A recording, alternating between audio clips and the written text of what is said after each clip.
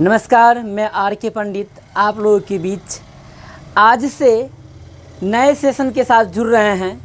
नए सेशन में हम लोग क्लास 12th के केमिस्ट्री के पहले अध्यायों से ऑब्जेक्टिव का रफा सफ़ा करने आ रहे हैं।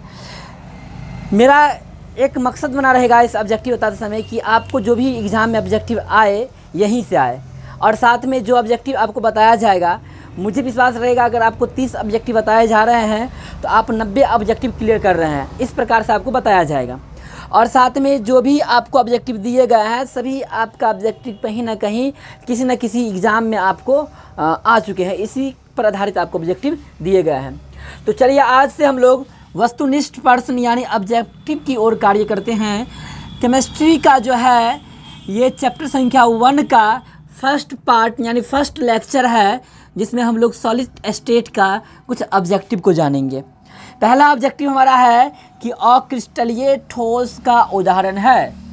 कहने का मेरा मतलब हुआ कि अक्रिस्टलीय ठोस वैसा ठोस जिसका जो त्रिविमीय ज्यामितीय आकार जो है वो आपको एक नियमित व्यवस्था में व्यवस्थित नहीं होगा।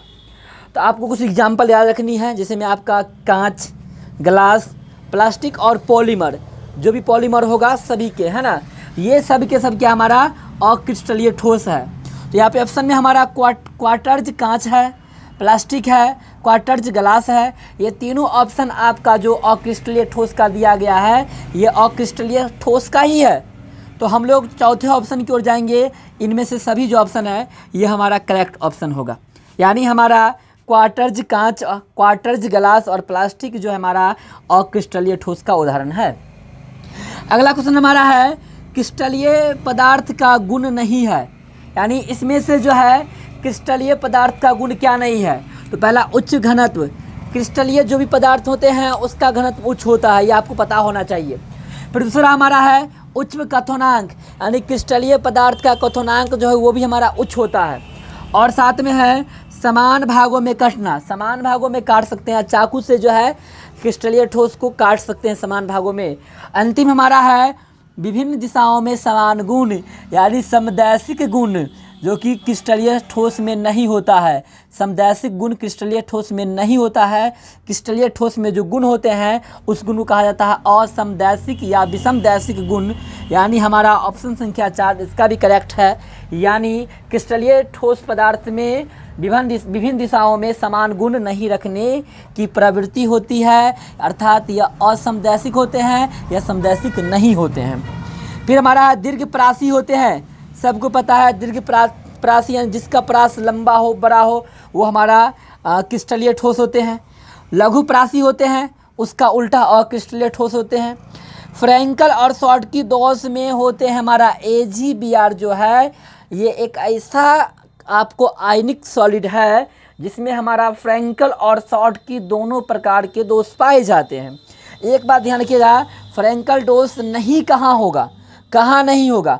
फ्रैंकल दोष कहने का मतलब हुआ कि जालक बिंदु से जो है अवयवी कण जो है वो हटकर अंतराकाशीय स्थान में स्थानांतरित हो जाते हैं। और शॉर्टकी में क्या होता है, शॉर्टकी में होता है समान संख्या में जो है धनायन और ऋणायन जो हमारा है वो आपको जालक बिंदु से हटकर वो पूरे ठोस से ही बाहर निकल आते हैं। तो हमारा कह सकते हैं कि फ्रैंकल दोष जो है हमारा जो भी क्षारीय हैलाइड होंगे, ग्रुप 1 का जो हैलाइड होता है क्षारीय हैलाइड, उसमें फ्रैंकल दोष नहीं होता है, ये ध्यान रखिएगा। और अगर फ्रैंकल और शॉर्टकी दोनों दोष किस में होता है अगर आपको कह रहा है तो हमारा AgBr है, यानी AgBr एक ऐसा एग्जाम्पल है जो फ्रैंकल और शॉर्टकी दोनों दोष को दिखाते हैं। FCC में पैकिंग प्रभाज कितना होता है, FCC का पूछ रहा है PF, पैकिंग फ्रैक्शन कह रहा है कितना होता है। तो याद रखिएगा पैकिंग फ्रैक्शन इसका 0.74 होता है। अगर इसको 100 से गुना कर देंगे 100 से तो जो निकल के आएगा 74% जो निकल के आता है ये हमारा पैकिंग इफिशियंसी होता है, जिसको हम लोग बोलते हैं पैकिंग क्षमता, है ना। तो ये पैकिंग इफिशियंसी P74। और हमारा अगर कहेगा आपको कि पैकिंग प्रभाज कितना हुआ 0.74। मूल क्रिस्टल की संख्या आपको 7 ही है। मूल क्रिस्टल की संख्या आप लोग याद किए होगा, घनीय होगा, ऑर्थोरम्बिक होगा, मोनोक्लिनिक, है ना, इस प्रकार से आप लोग याद किए होइएगा। उसकी संख्या टोटल जो है 7 ही है ना। विषम लंबाक्स, है ना, द्विलंबाक्ष जो भी है, समन एकंताक्ष जो भी है आपको याद देख लीजिएगा। तो वो साथ ही होता है हमारा मूल क्रिस्टल, जो कि आपको पढ़ाया गया होगा क्लास में। घन में क्रिस्टल तंत्र आपका 3 होता है। घन में जो है कितने क्रिस्टल तंत्र संभव है? 3 ही संभव है। कितने क्रिस्टल संभव है? टोटल कितने क्रिस्टल संभव है जिसे ब्रेवस जालक कहा जाता है? तो उसकी संख्या हमारा 14 है, यानी 14 प्रकार के क्रिस्टल संभव है जिन्हें ब्रेवस नामक वैज्ञानिक ने दिया था। अंतिम क्वेश्चन देखिए, बड़ी इंटरेस्टेड है। BCC body centre unit cell में लैटिस बिंदु की संख्या 2 होता है। आपको पता होगा, एक होता है एफसीसी, एक होता है बीसीसी, एक होता है ईसीसी और एक होता है हमारा एससीसी। एससीसी में जो है लैटिस बिंदु की संख्या कहा जाए तो 1 होगा, बीसीसी में लैटिस बिंदु की संख्या कहा जाए तो 2 होगा, अगर एफसीसी में लैटिस बिंदु की संख्या कहा जाए तो हमारा 4 होगा। यानी टोटल आपको एग्जाम में इस प्रकार से अगर आ जाए, एफसीसी में कितने हैं तो 4, बीसीसी और ईसीसी में आपका 2 और एसएससी में हमारा 1 है। चलिए, तो 10 ऑब्जेक्टिव आपका जो है एग्ज़ाम के दृष्टिकोण से ये बहुत ज़्यादा ही आपके लिए ज़रूरी था, जो मैंने आपको बता दिया। आप लोग इसको एक बार देख लीजिएगा और मेरे समझ से आपको याद हो जाएगा। तो अब फिर हम सेकेंड पार्ट लेके आए हैं, सेकेंड लेक्चर जो हमारा है ऑब्जेक्टिव का, केमिस्ट्री के चैप्टर संख्या 1 का, सॉलिड स्टेट का। इसमें पहला क्वेश्चन जो हमारा कह रहा है, ये पहला क्वेश्चन कह रहा है हमारा कि बीसीसी इकाई सेल में खाली स्थान की संख्या कितनी है। सबसे पहले तो बीसीसी के लिए आपको याद होना चाहिए, बीसीसी के लिए पैकिंग इफ़िशियंसी कितनी थी। बीसीसी के लिए पैकिंग इफ़िशियंसी हमारा थी 68% करीब में, समथिंग दशमलव में कुछ था जो कि याद नहीं रखेंगे फिर काम चलेगा। उसके बाद हमारा एक था एससीसी 52 करीब में, एफसीसी में था 74 और एससीसी में था हमारा 52 करीब में। तो बीसीसी में जो पैकिंग इफ़िशियंसी है वो 68 है।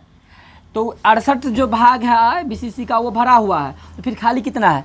खाली एक समय 68 क्या करेंगे हम लोग, माइनस कर लेंगे, 32 जो निकल के आएगा वही हमारा राइट आंसर होगा। तो पहला का आंसर हमारा 32 हो गया। ब्रेक समीकरण जो है, क्वेश्चन एक ही होता है, आंसर एक ही होता है, क्वेश्चन घुमाने के नज़रिया अलग अलग होते हैं। देखिए कैसे क्वेश्चन के ऑप्शन रहेंगे। ऑप्शन ए में जो है हमारा, ऑप्शन ए में जो हमारा है वो लिखा रहेगा हमारा, जैसे ये मानिए n लेमडा बराबर 2d साइन। ऑप्शन बी में जो हमारा है इस प्रकार लिखा रहेगा लेमडा बराबर 2d साइन। और हमारा ऑप्शन सी जो रहेगा वो लिखा रहेगा बाई 2d साइन।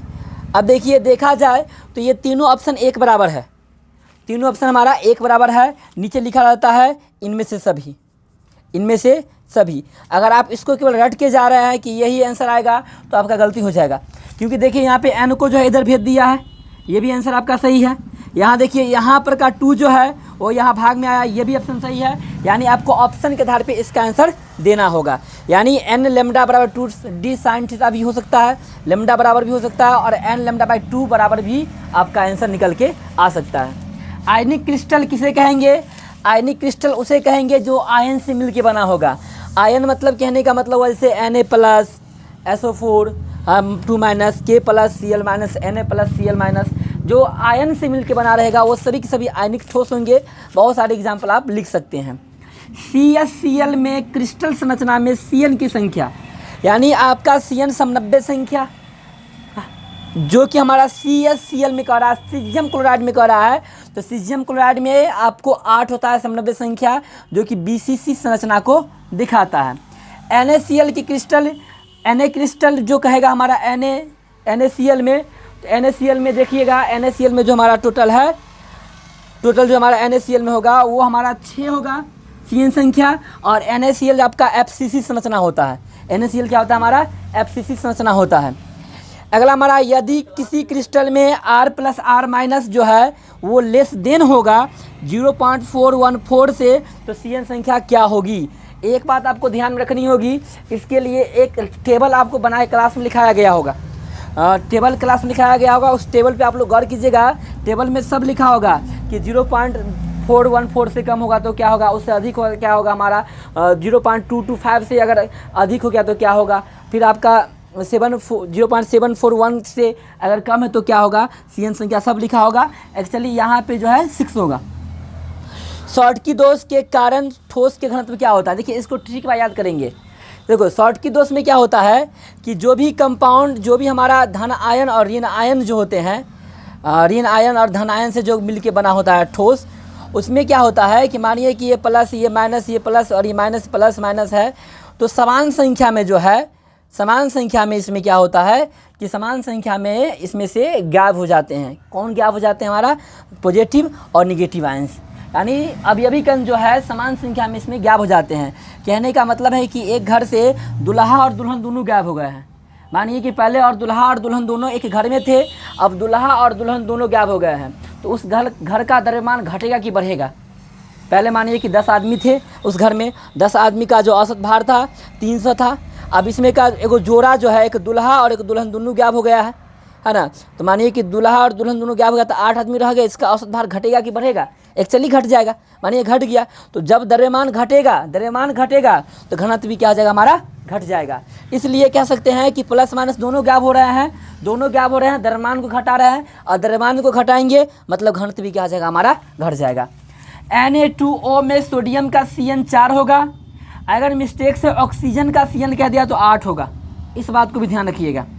ट्रांजिस्टर में प्रयुक्त होने वाला जो हमारा अर्धचालक होते हैं, अर्धचालक नहीं कह सकते, उप धातु जो होते हैं वो सिलिकॉन होते हैं। चलिए, एक बोर मैग्नेट्रॉन जो होते हैं 9.27 × 10⁻⁻24 मैग्नेट्रॉन के बराबर होते हैं। यदि बैंड गैप, देखिए बैंड गैप के लिए आपको ध्यान रखना चाहिए, 2 प्रकार का बैंड होता है। एक बैंड होता है हमारा VB बैलेंसी बैंड, एक होता है CB कंडक्शन बैंड, यानी संयोजी बैंड और चालन बैंड। अगर दोनों के बीच का गैप, अगर नॉर्मल गैप नहीं रहे दोनों के बीच में, एक दूसरे पर ओवरलैपिंग रहे, तो हमारा कहलाता है वो सुचालक। क्या कहलाता है? सुचालक।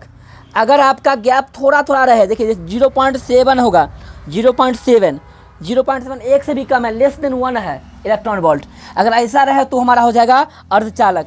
अगर आपका बैंड गैप अधिक रहे, 6-7 रहे, ठीक है, 8-9-10 रहे इलेक्ट्रॉन वोल्ट में, तो हमारा होगा कुचालक। तो यहाँ पे 0.7 इलेक्ट्रॉन वोल्ट है तो अर्धचालक होगा। देखिए एक आपके लिए न्यू क्वेश्चन आ गया है। इस प्रकार का क्वेश्चन अगर आपको दे एग्जाम में तो आपके लिए माथा का दर्द बन जाएगा। क्वेश्चन क्या है हमारा? CaF2 संरचना में धनायन और ऋणायन की समनव्य संख्या, यानी धनायन कितना होगा Ca+ और ऋणायन कितना होगा हमारा, वो जानना है। तो यहाँ पे 8:4 में है, इसको आप लोग नोट कर लीजिए, देख लीजिएगा। इकाई सेल का जो घनत्व होगा, इकाई सेल का घनत्व वो हमारा Zm/AQ/N0, जहाँ पे Z है परमाणु की संख्या, M द्रव्यमान, AQ जो होता है कोर की लंबाई, और Na क्या होता है? एवोगाड्रो संख्या। तो इस प्रकार से हमारा 22 तक ऑब्जेक्टिव क्लियर हो चुका है। इसके लिए और एक पार्ट आएंगे जिसमें आपको ऑब्जेक्टिव क्लियर कराया जाएगा। तो हम लोग अब थर्ड पार्ट की ओर चलेंगे, लेक्चर नंबर 3 की ओर चलेंगे, सॉलिड स्टेट के ऑब्जेक्टिव का। पहला क्वेश्चन हमारे पास में है, यदि NaCl की संरचना में दाब बढ़ाया जाए तो समनव्य संख्या में क्या होगी? अब समझिए, दाब इंक्रीज करना है NaCl में। मानो कि NaCl के जो व्यवस्था था पहले इस प्रकार से थे, दूर दूर हल्का, है ना, दूर दूर थे। Cn मतलब होता है अणु कितना आपको जो है एक अणु से अटैचमेंट कर रहा है, यानी एक अणु से कितना अणु जो है चिपका हुआ, सटा हुआ है। तो हम दाब प्रेशर इनको इंक्रीज करेंगे तो अणु और करीब आएंगे। अणु जब करीब आएंगे तो उसकी अणु, जो एक अणु दूसरे अणु से चिपके हुए सटे हुए, उसकी संख्या बढ़ेगी। तो हम कहेंगे क्या? समनव्य संख्या भी क्या होगी? इसकी बढ़ जाएगी। माचिस की तिल्ली दर्शाता है, विषम लंबाक्ष को दर्शाता है। इस बात को आप ध्यान रखिएगा। कौन सा आयन सबसे बड़ा है? सबसे बड़ा आयन वो होगा जिसका परमाणु संख्या सबसे बड़ा होगा। देखिए एल्युमिनियम 13, मैग्नीशियम 12, सोडियम 11, नहीं ये 3 तो नहीं होगा। बैरियम देखिए,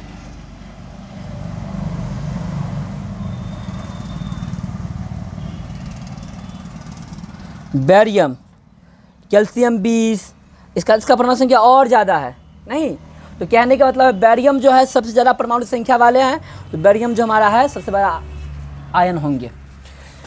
एक आयनिक यौगिक में इकाई सेल पर A धन Q, देखिए एक हम बनाते हैं घन इस प्रकार से।